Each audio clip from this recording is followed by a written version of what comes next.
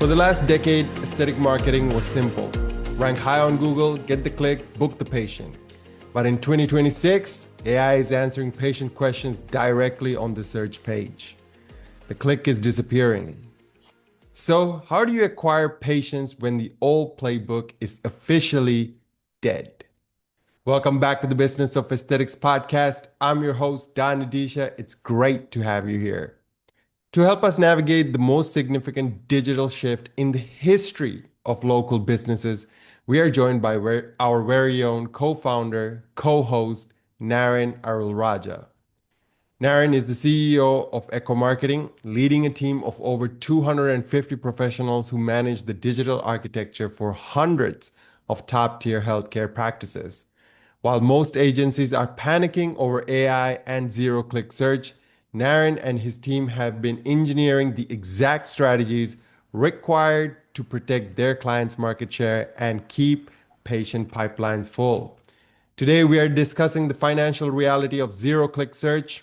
We're talking about owning your patient data and how to build the digital moat around your practice that no algorithm can touch. Naren, it's always good to have you back here on the podcast. Thank you so much, Don. Really appreciate the opportunity. I think it's a really important topic, zero-click search and AI search. So I'm really looking forward to having this conversation with you. Let's jump right in. Absolutely. So, Naren, many practices still rely on an outdated SEO approach. If Google starts answering patient questions before they ever even click, what's the financial risk that creates for the practice? That's a great question. And I think before we jump into that, I want to talk about how to think about your marketing, right? And how to think about your options. So what is marketing? Marketing is about helping your ideal patient find you, right? If they don't find you, of course, as far as they're concerned, they can't even do business with you. So that's step number one. Second is helping them like you, right? We don't do business with people we don't like. So how do we build that liking? But in the old days, it was happening, face to face. Now that liking happens online before they even ever call your office. And then just because they like you, they still don't want to take a risk because it is, important to them. Either they're spending thousands of dollars on a makeover before a wedding for their daughter, or they're doing something to help them with their job. So this is really important to them. So trust is also important. So the last piece of the funnel is they're going to Google you around. They're going to figure out what other people say about you, how many reviews you have. Is it 4.5 stars? Is it 4.2 stars? Of course, the more reviews, the better. I would recommend minimum 200. So that's what marketing is. Now, you have options. You could become a celebrity using social media, and you could attract people that way. Now, what I mean by that is you post a ton of content, you become a content guru, and you just keep doing it day in and day out, and you put yourself out there, put your life out there. I call them influencers. Now, of all my 500 clients, 1% of you are influencers, meaning you love it, you enjoy it, you put literally 1 to 2 pieces of content every day, usually in the form of video. But if you're not in that 1 to 2%, really social media, becoming an influencer is not really a good way for you to grow your business because that's not you, right? We all need to understand ourselves, self-awareness. So the other options are ads, right? Google ads typically is 5 to 10 times more expensive than SEO. Social media ads are even more expensive than Google ads. So you can use ads, but you're going to look at a 5 to 10 times the budget. And the reason ads are expensive is twofold. One is these companies have to make more money, and the population of the world is not growing. In the Western world, it's shrinking, as we all know. People are having less kids and so forth. So how do they make more money? They charge you more. They charge you more per click every week, every month, every year.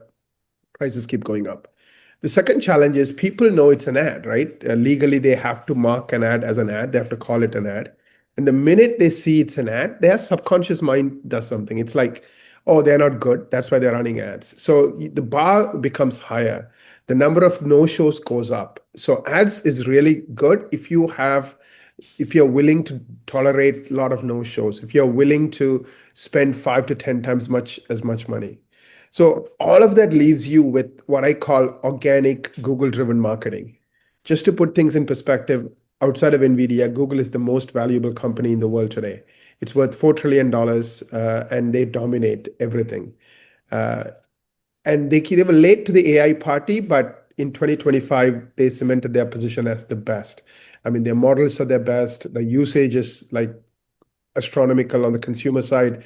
Google, is like 17 billion people use Google search and Google Maps every day versus for ChatGPT, it's 800 million a week. So literally like 17 billion a day versus 800 million a week. So which is bigger, right? Obviously, Google is so much bigger, like it's 95% of the market. So Google is a great option. And you asked me a question about zero-click search. What is it? So let me start by defining what is zero-click search. Zero-click search is where people don't have to leave Google to get the answer they want. They can get the answers right off of Google. So for example, I type in your practice name, Google shows your location, right? Google shows your phone number. I don't need to go to your website to get your phone number. I don't need to go to your website to get your location. Google shows me your reviews. You have 4.7 stars, 472 reviews. So I don't need to go anywhere else. I can right there itself see what I'm looking for. So Google tries to understand what you want and then gives you the answer directly. If it thinks you're trying to find the location, it'll show you the address. If it thinks, you're trying to find out how good the practice is, it'll show you how many reviews you have. So that's the idea of zero-click search. Now, the good news about Google, and which is, I think, one of the reasons Google has become so powerful over the last 25 years, is they're very consistent. They don't just cause problems for the sake of causing problems. They're very straightforward people. They tell you what they're going to do and they do it. As long as you follow what they're telling you, you are okay. But following what they're telling you takes hard work, takes consistency, takes dedication, takes experts. So where a lot of companies go wrong is they don't have that machine built in. Like we have 250 people and we are able to dedicate 9 teams just working on all the pieces of Google. So that way, everything Google cares about, we just take care of it. So if you do what Google is telling you, Google is your best friend. Literally, remember, nobody goes to Google to see the ads, right? They go to Google to see what the organic result is. So if you can become one of the 5% of the businesses in your area that dominates that. Remember, Google also needs to make a lot of money from ads. So they don't give free traffic to anyone other than the top 2 to 3%. So if you're in that top 2 to 3%, you have an unfair advantage. Your cost of acquiring your new customer is pennies versus dollars for your competition who's relying on ads. So it's significantly huge advantage, but it's really, really hard. So zero-click search is about how do you show up again and again in anything and everything to do with your type of services, your business, etc. So there is you who's in the top 3%, who's like winning everything versus everybody else who shows up once but never show up again. Think about zero-click search. I gave you an example of Google Maps, right? Where if Google thinks you're looking for direction, it'll give you the address and help you with driving directions and so forth. Same way, Google has realized a lot of people want Google to do the work for them. That's where AI comes in. So for example, if I type in the cost of Botox or cost of XYZ in a particular city name, what Google is realizing is people want Google to go and do the research and give them like a paragraph answer versus giving them 5 links to click on and for them to figure it out. So Google will go through those 5 links, the top links, and then they will summarize it. Okay, in your area, here are the different types of things people are using Botox for, and here is the cost structure and number of treatments and so forth. So it'll give you like a very thoughtful essay kind of an answer. Like you remember when you are in school, we are taught to write essay answers. It's kind of the same thing. Google will give you an essay answer. So you have everything you need in like, in like half a page or a 1 page. So that's again another example of, no-click search. Like you don't have to click on those 3 websites to get all the information and figure it out for yourself. Google will do it for you. It'll summarize it for you. That's what's called AI overview in the Google world. Right. So Google really tries to understand the user's needs and give a very thoughtful answer right on screen. Now, Naren, you work with hundreds of practices, so you can see what is working right now. What shift are you making to help your clients keep attracting those high value patients as search keeps on changing? Yeah. So I think our entire business, which is now, it was started in 2017, so 19 years old. We still have our very first client we signed up, in 2017, Dr. Mary Lupo. with us as our client even today. Um, what we have noticed is, you know, the idea of Google helping people make decisions hasn't gone away. Just Google has gotten so much better today than 19 years ago in helping people make decisions, whether it's finding a restaurant, whether it's helping their child with homework, or whether it's finding a dermatologist or a med spa, for whatever they're looking for. So that hasn't changed. Just that Google has become so much more powerful today versus 19 years ago. So it's embedded in everything: Google Maps, mobile devices, Chrome UX, iPhones, Android, like everywhere you go, Google just dominates. They could dominate 90% of the market. So so back then we said, even 19 years ago, we want our clients to rank for 100 or more keywords before the end of 12 months. In other words, after working with us, we realized the haves and the have-nots. I mean, we talk about the 1% and the 99%, right? The 1% are 100 times better off or 10 times better off than the 99%. Just the way the world works. Same thing, if you are in that top 3 to 5% and dominate Google, and you're going to get all the free traffic. So you're going to have like a 20, 30 times advantage compared to everyone else who is not in that top 3 to 5%, who are relying on ads and who are spending literally 5, 10 times more money to get the same outcomes. So in the old days, we said 100 keywords. We still say that. But now what we are noticing is, because we have leaned into AI search as well, many of our clients are ranking for 200 keywords, 300 keywords. Now, of course, we still keep the original promise of 100 keywords, but when our clients rank for 300, 400 keywords at the top of Google search, page one of Google, which is top 10 results, we don't complain. That's awesome, right? Our clients love us even more. Like, even 19 years ago, we enjoyed 90% of our clients staying with us. Today, that number is around 95%. So the more you add value to clients and the more you help them get this unfair advantage and dominate Google and get a lot of new patients, that works for everyone. So definitely focus on ranking for 100 or more keywords on page one, meaning top 10 results. If your marketing is not doing that, something is wrong. You're not in the top 3 to 5% of Google search, and therefore you are going to be in the other bucket, having to spend a lot more money. Second is, search is expanded. So regular search, Google Maps, and AI search, it's all one and the same. So when it comes to Google, you have to pay attention to all of them. You can't say, well, I'm only doing maps, so I'm only doing regular search, or I'm only doing AI search. You have to do all of them. In the Google world, there are two phrases you will come across. One is called AI overview, which is the example I gave you. It summarizes things for you, and it'll give you like a paragraph answer, like an essay answer. And the second one is AI mode. AI mode is like where you want Google to go even deeper. You just double click on that paragraph answer, and it'll go even deeper, spend a few more seconds, and give you even more thorough answer. So that's called AI mode. Now, AI mode is a user click, meaning the user has to choose Google to spend that extra few seconds to give you that much more detailed answer. It doesn't automatically offer that to you, but you can continue to engage with AI mode and go back and forth. Like, you're like, okay, I read your paragraph answer. I'm only looking for using Botox in my face. So now give me an answer just for the face. So now it'll understand. So you can have a conversation with Google. So instead of going to ChatGPT or even Gemini, which is a Google product, or Perplexity, you can directly use Google and literally treat it as your AI search engine. I use Google AI Overview and AI Mode to summarize emails for me, to rewrite emails for me. So I don't need to go anywhere else to kind of have an AI assistant. I can just engage with Google. I can just copy paste my email and say, rewrite it for me with these three things or these two things in mind. So it becomes so part of our lives, right? I think regular Google alone is used for AI use cases more than 1 billion times a day. And Gemini is 700 million times a week. ChatGPT is 800 million times a week. So regular Google is still so much bigger than all the other AI platforms combined, even for AI, just because it's just part of our lives. We use it. 95% of us use Google 6, 10, 20 times a day. Just how we live, whether it's Google Maps or Gmail or regular Google search. It has become so much part of our lives.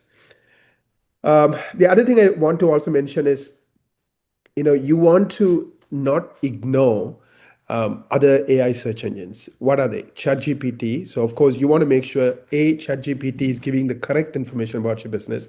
One of the things we noticed is many of these other search engines don't have the millions of servers that Google has. So a lot of times the information is wrong. So you have to manually check to make sure that when people are looking you up on ChatGPT, even when they type your business name, is it giving the correct information? Same thing for Perplexity, another search, AI only search, Gemini, again, Google's AI only product that's competing with ChatGPT. So you want to make sure all the information is correct. So that's something we check for our clients on a regular basis. Second, you want to track which keywords are ranking on these platforms. Even though those platforms combined is less than 3% of overall search volume, like that's so tiny, you never know, right? The world is very unpredictable. Google didn't even exist 30 years ago. So, things can change. So you don't want to take a chance and like put all your eggs in the Google basket. So you want to make sure you are paying attention to ChatGPT, you are paying attention to Perplexity and Gemini. But keep in mind, your volume is not going to come from there. Now, I see in some types of businesses, it does come. Like, for example, I have an accountant I work with. He works with tech companies, and his firm works with tech companies, and they are like the leaders in the country. So when people type in a certain kind of accounting firm for certain type of tech companies, he shows up. It makes sense. ChatGPT is starting to drive leads. So if you are a national provider, I think you will notice ChatGPT will start making a difference. But for local search, still Google is so much more bigger in terms of how often people use it. Like I said, 95% of the market. So I do think even though you do focus on all the other platforms, definitely focus on Google as the primary one because it's still 95% of the volume. Absolutely. So the shift really there is not a complete change in how you do show up on search, but rather an evolution and doubling down on the foundations. So, Naren, how do I, as a practice owner, really dominate in this AI and zero-click search world? Great question. So one thing that happened right after AI became popular is people started using AI to write, right? And the problem is AI is putting words together. It doesn't know if the words are correct or wrong, right? I mean, you have heard the phrase hallucination. You may have read stories about how, this is not just one, but multiple cases where the parents are suing OpenAI, ChatGPT, because their kids committed suicide because this stupid ChatGPT kept talking to them. This one particular kid in Texas, he was depressed and he was talking about taking his own life. And the stupid ChatGPT kept talking to him till like 2 in the morning. And eventually, after the last chat, he took a gun and blew his head off. And of course, because it doesn't know the implications of what it's doing, it doesn't know if what it's doing is helpful or hurtful to that human being. So in healthcare, you can't take that chance, right? Because if Google sends you to a page that has incorrect information and somebody acts on it, there's going to be headline news. I mean, Google is so big. It's the outside of Nvidia, the most valuable company in the world. So they're under the microscope globally. So they can't take those kind of chances. So I think so Google really came down hard on AI content, especially in healthcare. So if you use AI to write content, don't even go there. You'll get blacklisted. You won't rank. Now, you can use AI for so many other things, summarizing your emails, replying to your clients, like all kinds of things. Just don't use it for content when it comes to websites. It just will backfire on your face. So the second thing that you need to really pay attention to outside of human written content is EEAT. Again, the same reason why human written content became important, especially in healthcare. Something goes wrong, Google needs to be able to say, oh, this information came from this particular doctor who went to this university, who has this kind of certification, and therefore he's qualified to talk about it. So you highlighting that information the way Google wants is very powerful. So continue to highlight your experience, your expertise, your authority, why you are trustworthy in the form of a bio. Again, I don't want to get technical in this, but make sure every page has that bio written the right way and included in, because that will help you rank. Because Google is like, I have this content, could be AI written or who knows who wrote it, versus here is a page tied to a particular provider who has the necessary qualifications to chime in on that particular topic. So they're going to rank that higher. So human first content, EEAT, those become important. The other thing that you really have to pay attention to is Google is a mission-driven company. They want to really help people find the best answers as quickly as possible. So they want people who are focused on that. So Google used to do what's called a lighthouse score, which is like a score they gave page on a page by page basis. They replaced that focus from lighthouse score to what's called CRUX. So CRUX, think of it like version 2. So it still has the lighthouse score components, but it's much more advanced. Now they're looking at the entire website and saying, okay, is this website useful to the reader? Does it have the right information? Is it formatted properly? Is it loading on every device properly? So they're looking at the entire website and saying, if you have a good website, and also it's kind of, if I were to be honest, Google wants to not give you free traffic, so they make it harder and harder for you to get free traffic. Why? Because then you will buy ads from them, right? That's how they make money. They don't make any money from free traffic. So they still need the SEO, like I mentioned before, because regular free search, because otherwise nobody will use Google. But they make that pool smaller. So one of the things we are noticing is our clients are crushing it. Like they're ranking for 200, 300 keywords because right from 19 years, we have been building an army of people to do everything Google cared about. So now the more we lean into this and more we look at, how Google is changing with AI search and everything else, we seem to have an advantage while everybody else, they're stuck. Their only option is ads, which is like 5, 10 times more expensive. So when our client compares our ROI, the ROI they get working with us, and then even if our competitors try to poach them, they're like, forget it. I'm not going to spend $25,000 to get something I get with Ekwa for like, $1,400 a month. Doesn't make any sense. So we really have an advantage, thankfully, like in the world, the way it's going, because we did the right things. We focused on, not cheating, not trying to find any shortcuts, doing the hard work. So I think that kind of mindset of doing the right things, doing the hard work still works, especially in the AI age. Check. And now, Naren, when AI tools summarize what patient sees, reviews and reputation may matter even more. So, how should a practice manage its reputation so that it stands out over nearby competitors? Great question. I'm going to give you two answers. One is continue getting, I already kind of alluded to you these what I call paragraph love letter reviews. So these are reviews where somebody would write 2, 3, 4 sentences, and we have a whole methodology around it. Don't use automated tools because they are very impersonal and they go when the patient is at home, versus talk to them. Like when they're happy, that's the time to, give you a QR code and ask them to write that review right then and there.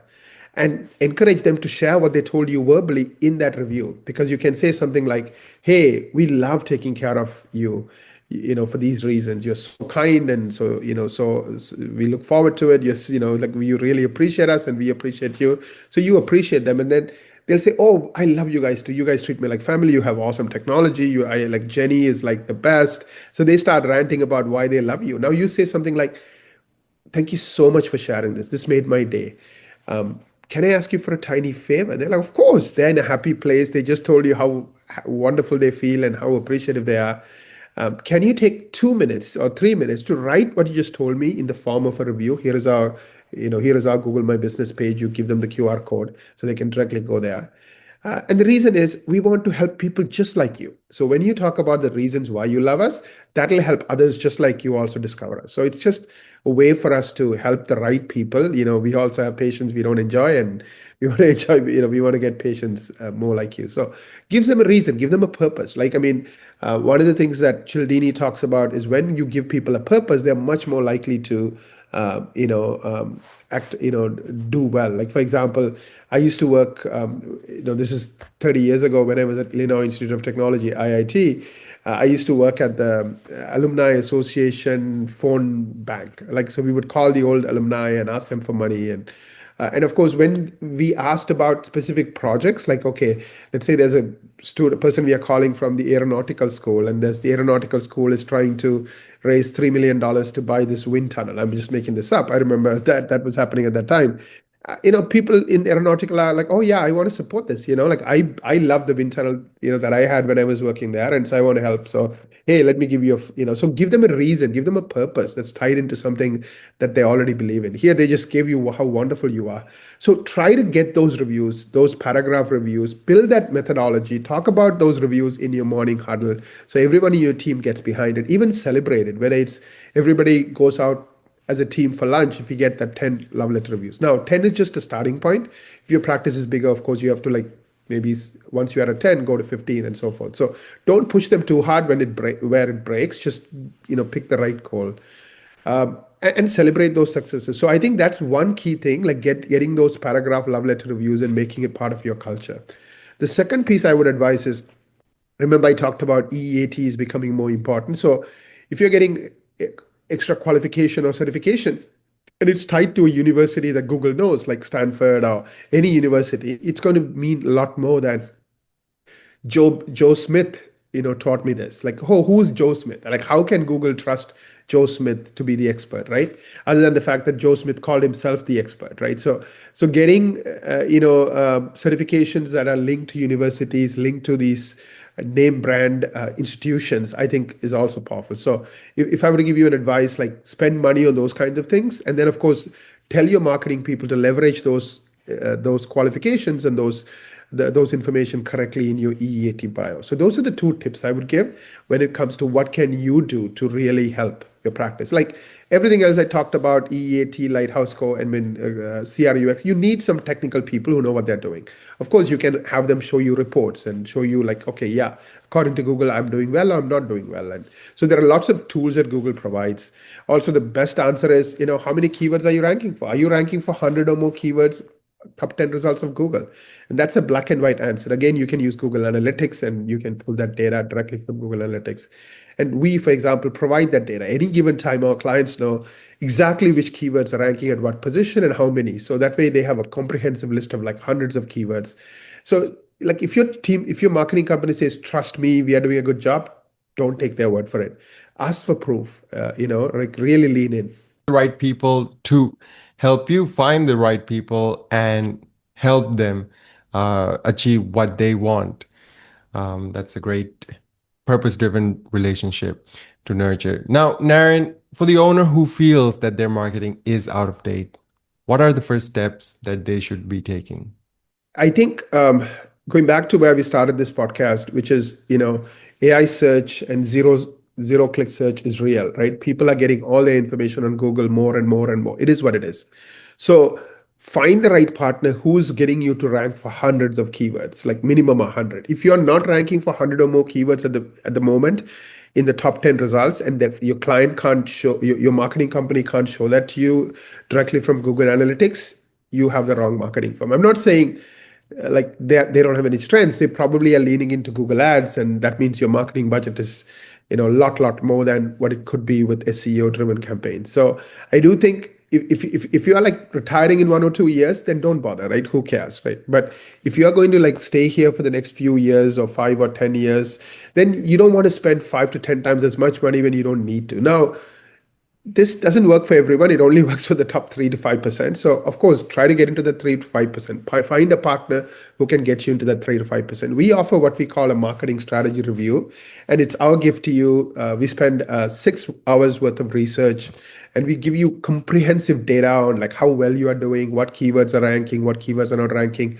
how your top competitors doing. Are they better than you, worse than you? What are they doing right? What are they doing wrong? What are you doing right? What are you doing wrong? So we look at the technical pieces of why things are the way they are, right? There's always a reason.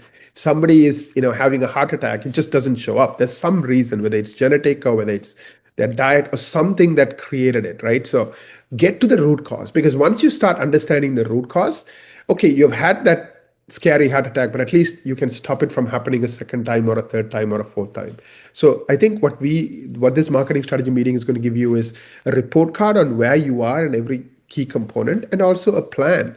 Okay, you have high cholesterol. Okay, what can you do about it? Okay, these are the kind of foods you need to eat. This is the kind of exercise you need to do, and come back and check in 6 months from now and see if your numbers are changing. And here are some drugs even to you can take in the meantime to kind of control this. So that's what you need. You need both a report card and a plan. So we give you both, and it's our gift to you. The link is businessofesthetics.org/MSM. I gave you I gave you a lecture on health, so to speak. Of course, there's AI search and zero click search health. Now, every situation is different. So by having that personalized meeting, you really find out what's going on with you. What are your strengths? What are your weaknesses? What do you need to lean into more? What do you need to fix? What do you need to just not touch and just let it go, let it be, because it's working for you. So I think it's a good use of your time. I always believed My father always told me, like, what doesn't kill you makes you stronger. Even if you're getting bad news, the fact that you know about it and the fact that now you know what to do about it makes you stronger. So just don't be afraid. I know a lot of people, they just close their eyes hoping that, like the longer they keep their eyes closed, things are going to be okay. But unfortunately, the world is getting more and more competitive and harder. We all know this, everybody's, cost of living is going up and all kinds of things are happening. So you have to start moving into that top 3-5% if you want to do well in this world. Same thing happened in 2008, right? There was a recession, and the strong got stronger and the weak got left behind. Thousands of practices were shuttered, in 2000 and 2008. It's just that the way the world works. So you have a choice to make. If you want to be in the strong camp, find out what the strong are doing and then do more of it, versus waste your time doing the things that the weak people are doing. Thank you very much, Naren, for that critical look at the future of patient acquisition. Now, to connect with Naren's team and take advantage of the complimentary one-on-one digital strategy session he just outlined, simply head on over to businessofesthetics.org/MSM to book your time. That's businessofesthetics, one word, .org/MSM. I'm Don Adeesha, and this has been the Business of Aesthetics podcast. Thanks for listening. Keep on leading.